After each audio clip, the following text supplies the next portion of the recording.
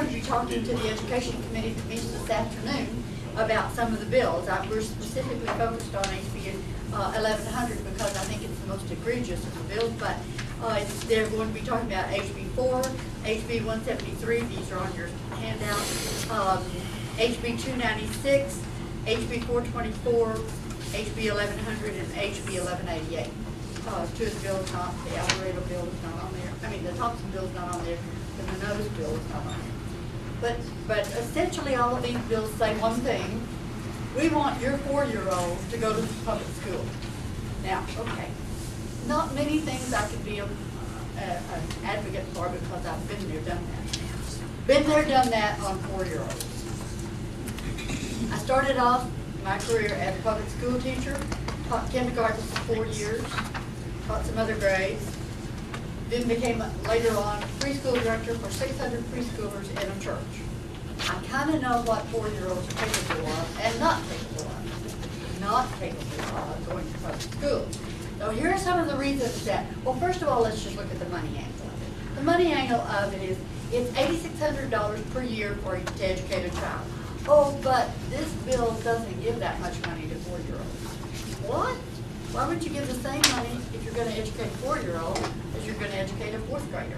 Well, because let me just tell you, to buy a tricycle, that's one of the developmental tasks, to buy a tricycle for 4-year-olds to ride to develop their eye-hand coordination movement. You have to do that. You don't go buy a radio flyer, not a $25 bike at Walmart. It doesn't work. It breaks down after about a month, and so you have to go buy another one. You have to buy an Angelo trike, which is built for this, and those things are $300. Now, if you've got a class of 22, how many in here want to be in a classroom with 22 4-year-olds? Want to be that? Want to be that person? Trust me, you don't. Okay, so you got to have more tricycles. So they're only funded at $3,650 per student, which is every single year $1.4 billion more in our state budget. Every single year, $1.4 billion. Now, if they did it right, it would be $3.3 billion internally. So they're going to put teachers' aides in that classroom. So that $3,650, you got to have a teacher's aide in there. So that comes out of that too. So it's lowering the price even more to that. So I'm asking you what kind of education. Well, let's look at the developmental things. Physically, they're supposed to be using gross motor movement. That's where they are in their developmental stage, using gross motor. The hopping, running, jumping. That's why you don't want to be in that classroom. Fine motor movement. Cutting with scissors. Have you ever had any little baby cut their bangs off? I have, with scissors. You have to have a lot of supervision in that classroom. Threading beads. Anybody picked up beads off the floor because the 4-year-old spilled them? Okay.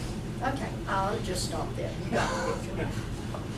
Sensory learning, using the space words over, under. Well, they get under the table, they climb on top of the table. Those are under, over words. Developing the largest to the smallest blocks. Want to be in a classroom where there's no supervision in the block area with little boys loving to throw things. Developmental skills, using words, 5 or 6 words. You know how they learn to talk? Just like you learn to talk, like somebody talking to them. Their mama or daddy, or their brother or sister talking to them, one-on-one. Not possible in a classroom with 22 kids. Not possible. Socially, they're capable of developing strong familial bonds. That's who they're relating to at the 4-year-old stage. On psychologically overcoming thumb sucking, many of them still do. Self-help routine. Try to take your class of 25 kindergartners, that's what I had, 25 kindergartners to the playground, and their shoes are untied and they can't zip their coats and they can't put their bonnets on. It takes 15 minutes, your 15-minute recess time, to get them out to the field and then get them back in and undo that and tie their shoes all again. Some require naps, so what are we going to do with them? Some can't handle blowing their nose. That's true of kindergarten. That's even true of 1st grade. Some seem to have colds all winter, and that's true. Some still have accidents.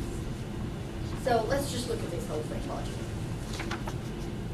Logical conclusions are that the needs of a 4-year-old are better met at home or in a small care setting, and that the expenditure of 1.4 taxpayer funds is unnecessary and unbeneficial. Therefore, we're opposed to him. So we're going to have to go tell that to them this afternoon. We have Dana, we have Vicki, we have Cindy. So we're going to have, and if you'll come, and even if you can't stay and testify for that meeting, if you'd come and sign in against that monstrosity, it would be very, very helpful. So this afternoon at 2 o'clock, you can do it. Back on the back table, here's a table. If you're walking this little thing, David's book is wonderful, and I've got books like that. But if you're walking a committee, this is kind of helpful because it puts their offices in the order that they are in the Capitol. So you'll know that somebody is on the hallway next door or around the corner or here, and it helps you do that. Those are back here, and you're welcome to them. Any questions? Yes. Tell me, you know, Head Start's all over the place. Where does Head Start fit into this, or is that even? Well, Head Start is there already, and we already have statutes for training 4-year-olds, and it's a Head Start program. So what they're really trying to do, I think, in this, and I'm just second guessing their motives because I don't know these people, but I think they're trying to say, this is not kids who are in Highland Park schools in Dallas. This is kids who are in the inner city of Houston. And they're looking around and they're saying these parents are incapable of training their kids. They don't have the facilities. We need to get those kids out of the home right now. And I say, okay, I got that. I've been an interim director at a daycare center. Hey, I know that some of the parents are really not capable of being parents, and yet they are. So we have Head Start for that. We can have the smaller. Kids don't need to be in a public school setting. They need to be taken care of in smaller settings. And so I'd be all for that. Any kind of helping our indigent people, the homeless children, sure, let's get them into some sort of safe, beneficial environment. But 22 what will happen to Head Start? What would happen to Head Start then if all these kids are being just funneled right into public school? It's going to collapse. It would not be needed, and they'll move it down to 3-year-olds. The whole thing is to get them from 2-year-olds. Carol Everett was telling me last night that the Obamacare administration is planning sex education for 2-year-olds. Okay, that's where we're going with it. Well, now, am I correct in saying that Governor Abbott is supporting pre-K? That's true. For all He kids? supports all of it. Yes. He didn't just support it, he made it his first emergency item. Been there, done that, trust me. I was gonna add, HB 1188 is Joe Desatel. He's out of Beaumont. I don't know if y'all are familiar with the school district in Beaumont, Beaumont ISD. He's just recently been taken over by the Texas Education Agency. So they're being run by the state right now, and yet he's trying to be an expert on schools. It's kind of scary. Well, 892 schools, get that number? 892 schools in Texas are failing schools. Now, if they're failing already, why are we handing them more children for, and these children are about on the same level as special ed kids. If you think of a special ed classroom, these children are about on that same level. Is this mandatory? Will this be mandatory if you? Some of the bills are saying mandatory, some say certain children, some say volunteer, some say half day.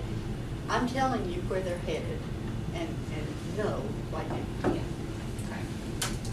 And isn't this really just free daycare at taxpayer expense? Of course it is. Yeah. $1.4 million worth. Billion. Billion, I'm sorry, billion. I see